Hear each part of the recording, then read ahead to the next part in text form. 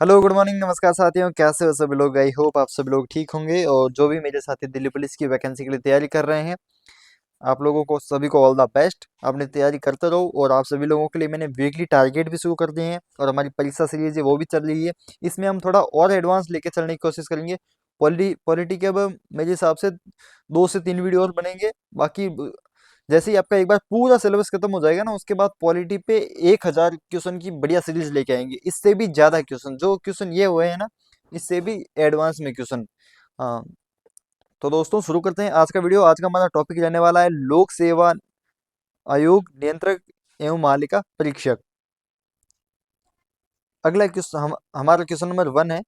भारत के नियंत्रक एवं महालिका परीक्षक की नियुक्ति की अवधि कितनी होती है?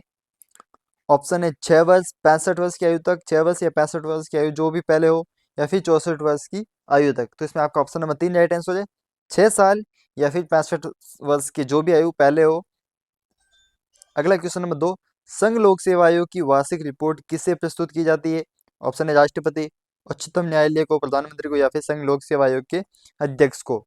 तो इसमें ऑप्शन नंबर 1 राइट आंसर है, राष्ट्रपति को। आपको इसमें कंफ्यूज नहीं होना है। ऐसा नहीं कि संघ लोक सेवा आयोग की जो वार्षिक रिपोर्ट है वो उसके अध्यक्ष को ही प्रस्तुत की जाती है, नहीं। वो उसका अध्यक्ष है, वो प्रस्तुत करता है अपने राष्ट्रपति को। अगला क्वेश्चन नंबर 3। भारत में प्रथम आम चुनाव किस वर्ष किए गए थे? ऑप्शन है 1947 अड़तालीस, 1948 49, 1950 51, 1951 52। तो इसमें आपका ऑप्शन नंबर 4 राइट आंसर है। 1951 52 में प्रथम आम चुनाव हुए थे। अगला क्वेश्चन नंबर 4। भारत के पहले चुनाव आयुक्त कौन थे? बहुत अच्छा क्वेश्चन है, most important. SP Sen Verma, doctor Nagendra Singh, KV K Sundaram, या फिर सुकुमार सेन। इसमें आपका ऑप्शन नंबर 4 राइट आंसर है। सुकुमार सेन है जो हमारे भारत के पहले चुनाव आयुक्त थे। और डॉक्टर नगेंद्र सिंह जो कि अंतर्राष्ट्रीय न्यायालय के पहले ऐसे भारतीय न्यायाधीश, पहले भारतीय मुख्य न्यायाधीश थे। और अंतर्राष्ट्रीय न्यायालय हमारा है हैग, नीदरलैंड में। अगला क्वेश्चन नंबर 5। किसी राजनीतिक दल को पंजीकृत दल की स्थिति पाने के लिए कम से कम कितने प्रतिशत मत पाने चाहिए? ऑप्शन 1%, 3%, 2%, 4%। तो इसमें आपका ऑप्शन नंबर 3 राइट आंसर है, 2%। अगला क्वेश्चन नंबर 6। नीति आयोग के अध्यक्ष कौन है? ऑप्शन है राष्ट्रपति, आरबीआई गवर्नर, वित्त सचिव, पर्यावरण, प्रधानमंत्री। तो इसमें आपका ऑप्शन नंबर 4 राइट आंसर है, प्रधानमंत्री। और नीति आयोग कब बना था? 1 जनवरी 2015 को हमारा नीति आयोग बना था।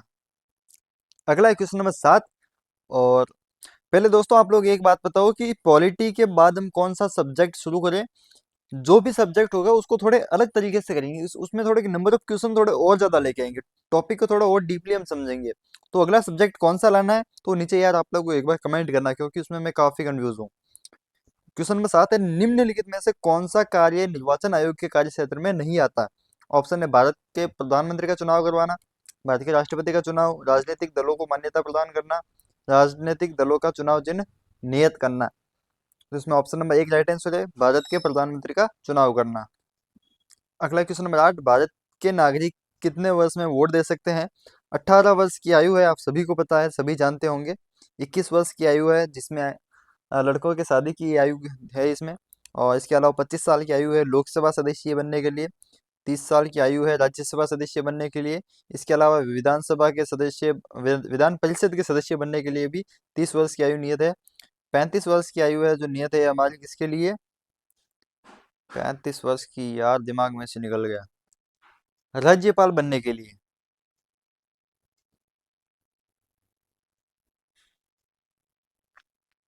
अगला क्वेश्चन नंबर 9। चुनावों के दौरान राजनीतिक दलों और उम्मीदवारों द्वारा अनुपालन किए जाने वाले आदर्श आचार संहिता है? बहुत अच्छा क्वेश्चन है। ऑप्शन नंबर 1 है उच्चतम न्यायालय द्वारा व्यादेश दिया गया है, मान्यता प्राप्त राजनीतिक दलों के बीच स्वैच्छिक समझौते द्वारा सहमत है, या फिर भारत के संविधान में निर्धारित, या फिर लोक प्रतिनिधित्व अधिनियम 1951 में विनिर्दिष्ट है। इसमें आपका ऑप्शन नंबर 4 राइट आंसर है, लोक प्रतिनिधित्व अधिनियम 1951 में विनिर्दिष्ट है। अगला क्वेश्चन नंबर 10। भारत के मुख्य चुनाव आयुक्त की नियुक्ति कौन करता है? ऑप्शन है भारत का मुख्य न्यायाधीश, राष्ट्रपति, संसद, या फिर प्रधानमंत्री। तो इसमें आपका ऑप्शन नंबर 2 राइट आंसर है, राष्ट्रपति। अगला क्वेश्चन नंबर 11। वह निर्वाचन पद्धति क्या कहलाती है जिसके अंतर्गत एक विधानमंडल विविध राजनीतिक दलों को शक्ति प्रतिबिंब करता है? अनुपातिक प्रतिनिधित्व, प्रत्यक्ष निर्वाचन प्रणाली, गैलप पोल, इसमें या फिर जेरी मैंड्रिम।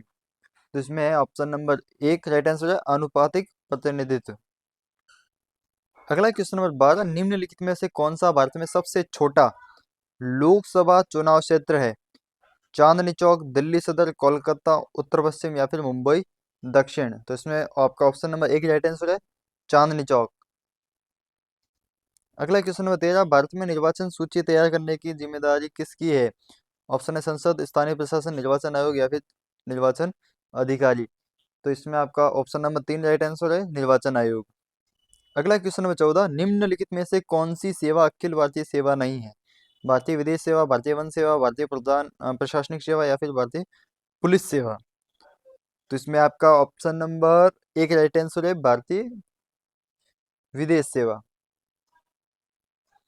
इसमें देखो आपके भारतीय प्रशासनिक सेवा, भारतीय पुलिस सेवा, भारतीय इंजीनियरिंग सेवा, भारतीय वन सेवा और भारतीय आयुर्विज्ञान सेवा, ये 5 प्रकार की आपकी सेवाएं हैं इसमें। अगला क्वेश्चन नंबर 15, भारत में आम चुनाव किस सिद्धांत पर आधारित है? अनुपातिक प्रतिनिधित्व, प्रादेशिक प्रतिनिधित्व, कार्यात्मक प्रतिनिधित्व या फिर सामान्य प्रतिनिधित्व। तो इसमें आपका ऑप्शन नंबर दो राइट आंसर है प्रादेशिक प्रतिनिधित्व। अगला क्वेश्चन नंबर 16, मत देने का अधिकार किस कोटि से संबंधित है? मानवाधिकार, नागरिक अधिकार, प्राकृतिक अधिकार या फिर राजनीतिक अधिकार। तो ये आपका राजनीतिक अधिकार। अगला क्वेश्चन नंबर 17, भारतीय महानियंत्रक एवं महालेखा परीक्षक किसके लिए एक मित्र दार्शनिक और मार्गदर्शक के रूप में कार्य करता है? लोक लेखा समिति, प्राकलन समिति, वित्त मंत्रालय, लोक उपक्रम समिति। तो इसमें आपका ऑप्शन नंबर एक राइट आंसर है लोक लेखा समिति। अगला क्वेश्चन नंबर 18, निम्नलिखित में से क्या एक सदनीय निर्वाचन क्षेत्र पद्धति की विशेषता है?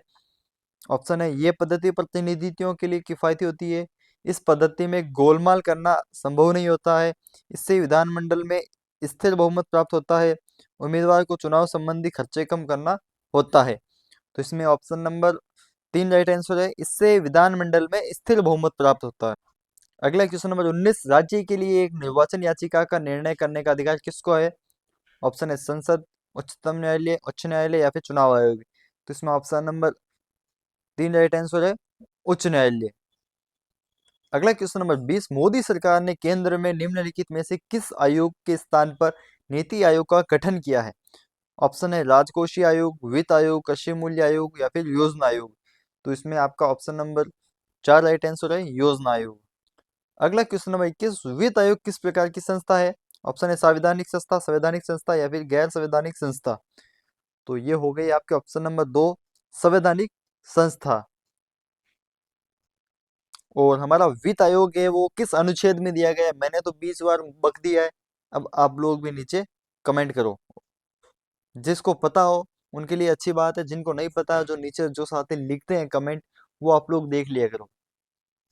अगला क्वेश्चन नंबर 22, लोकसभा या विधानसभा के निर्वाचन में एक उम्मीदवार अपनी जमानत की राशि खो देगा अगर उसे कुल वैध मतों का कितने परसेंट से भी कम प्राप्त होता है? 1/5, 1/7 या फिर 1/6। तो इसमें आपका ऑप्शन नंबर तीन राइट आंसर है 1/6 से भी कम मत अगर उसे प्राप्त हो तो उसे वो जमानत राशि है वो खो दे। अगला क्वेश्चन नंबर 23, निम्नलिखित में से किस अधिनियम में नियंत्रक मालिका परीक्षक नामक पद का सुझाव दिया गया था?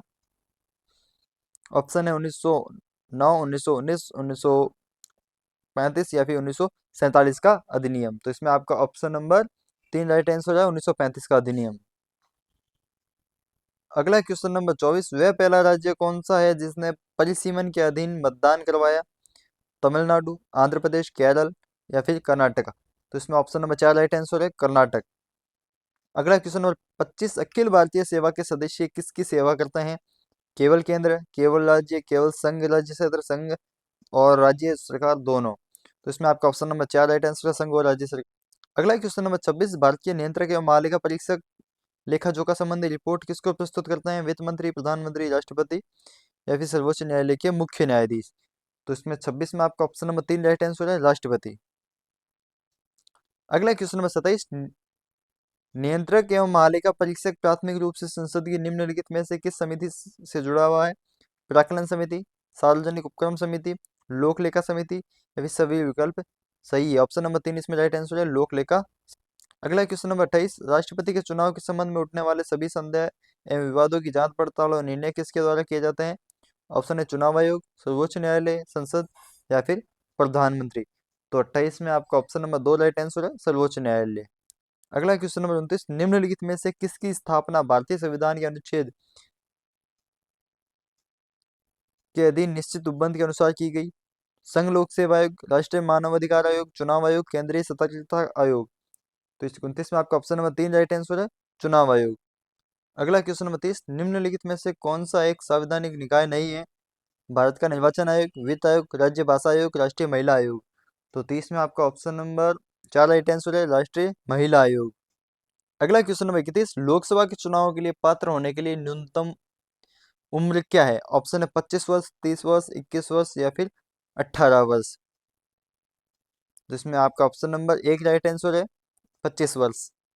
अगला क्वेश्चन नंबर 32, संविधान में निम्नलिखित में से किसके बारे में उपबंध नहीं है? निर्वाचन आयोग, वित्त आयोग, लोकसभा आयोग या फिर योजना आयोग। तो इसमें ऑप्शन नंबर 4 आपका राइट आंसर है, योजना आयोग। अगला क्वेश्चन नंबर 33, निम्नलिखित में से कौन सा काम निर्वाचन आयोग का नहीं है? चुनाव आयोग का आवंटन, चुनाव चिन्हों का आवंटन, निर्वाचन की तारीख तय करना, चुनाव की निष्पक्षता बनाए रखना, चुनाव के लिए उम्मीदवारों का चयन करना। तो इसमें ऑप्शन नंबर आपका 3 right, option number 4 right answer है, चुनाव के लिए उम्मीदवारों का चयन करना। क्योंकि उम्मीदवार है वो खुद ही अपनी मर्जी से खड़े होते हैं और कोई भी है वो उम्मीदवार के रूप में खड़ा हो सकता है। अगला क्वेश्चन नंबर 34, भारत में निम्नलिखित में से कौन सा निकाय संवैधानिक रूप में है? नीति आयोग, राष्ट्रीय मानवाधिकार आयोग, केंद्रीय सतर्कता आयोग या फिर वित्त आयोग। तो इसमें आपका ऑप्शन नंबर 4 राइट आंसर है, वित्त आयोग हमारे संविधान के अनुच्छेद 280 में है।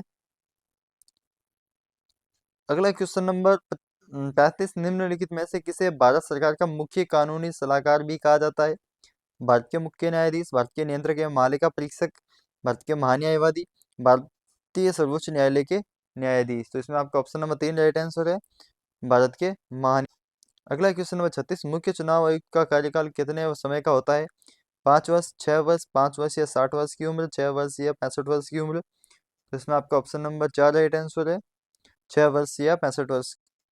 अगले क्वेश्चन नंबर 37, संघ लोक सेवा आयोग के अध्यक्ष की नियुक्ति कौन करता है? भारत के प्रधानमंत्री, भारत के राष्ट्रपति, सर्वोच्च न्यायालय के न्यायाधीश, सर्वोच्च न्यायालय के न्यायाधीश। तो 37 में आपका ऑप्शन नंबर 2 राइट आंसर है, भारत के राष्ट्रपति। अगला क्वेश्चन नंबर 38, निम्नलिखित में से भारत का प्रथम विधि अधिकारी कौन है?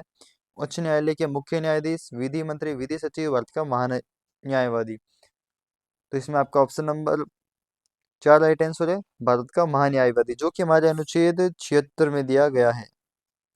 और वर्तमान में हमारे भारत के महान्यायवादी कौन है? कमेंट करना है।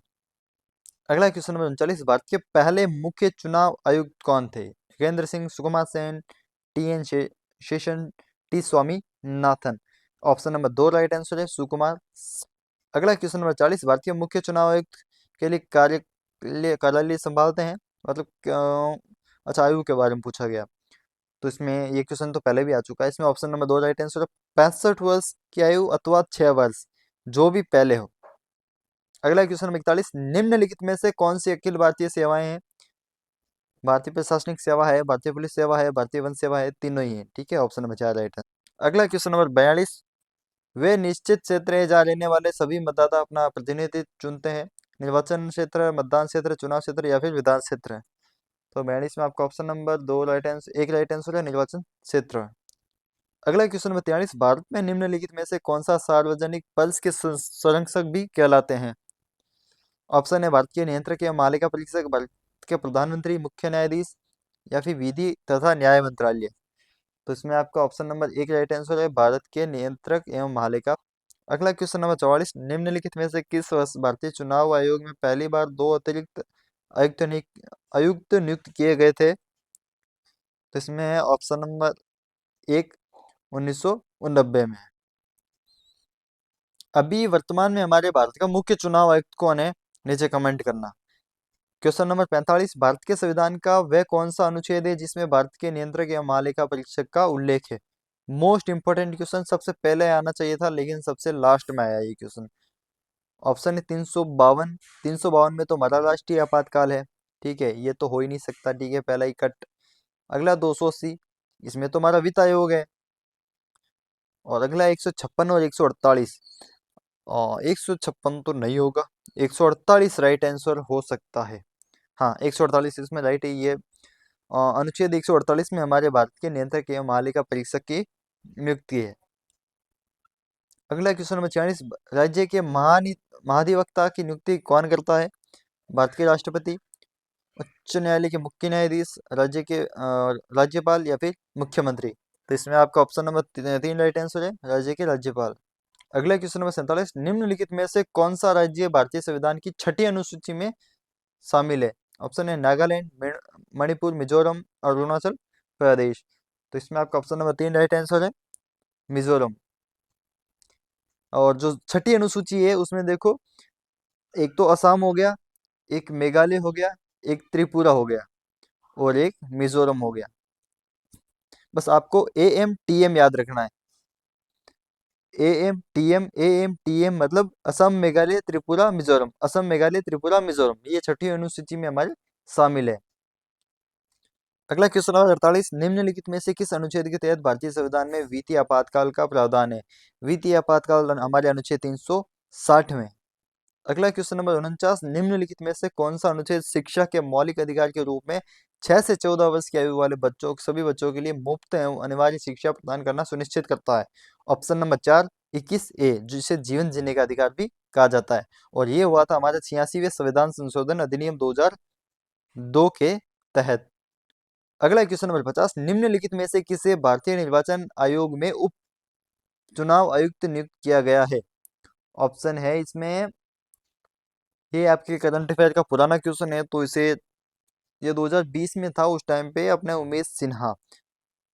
तो इसे अभी स्किप कर दो, बाकी वर्तमान वाला मुझे याद नहीं आ रहा है, तो आप लोग उसे सर्च कर लेना, हमारे भारत का उप चुनाव आयुक्त।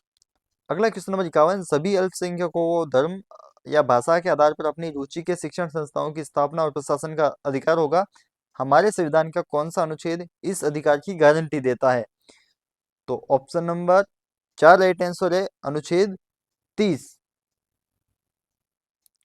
सभी अल्पसंख्यक, चाहे वे धर्म या भाषा पर आधारित हो, वो अपनी पसंद के शिक्षण संस्थानों की स्थापना और वहां का प्रशासन करने का अधिकार उनको होगा। तो दोस्तों, मिलते हैं कल के वीडियो में, तब तक के लिए गुड बाय, जय हिंद।